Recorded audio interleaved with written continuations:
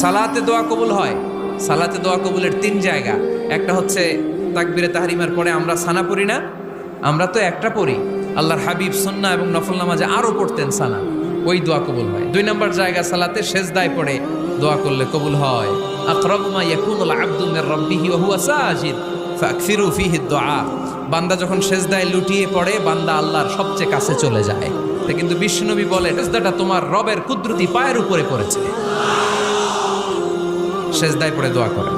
সালাম ফিরানোর আগে বিশ্বনবী দোয়া করতেন, লা ইউসাল্লিমান্না আহাদুকুম হাত্তা ইয়াতাআওয়াযা মিন আরবা'a।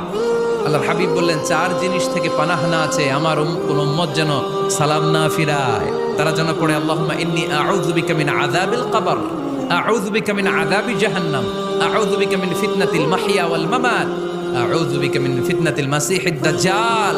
আল্লাহ কবরের আযাব থেকে বাঁচাও, আল্লাহ জাহান্নামের আগুন থেকে বাঁচাও, আল্লাহ জীবন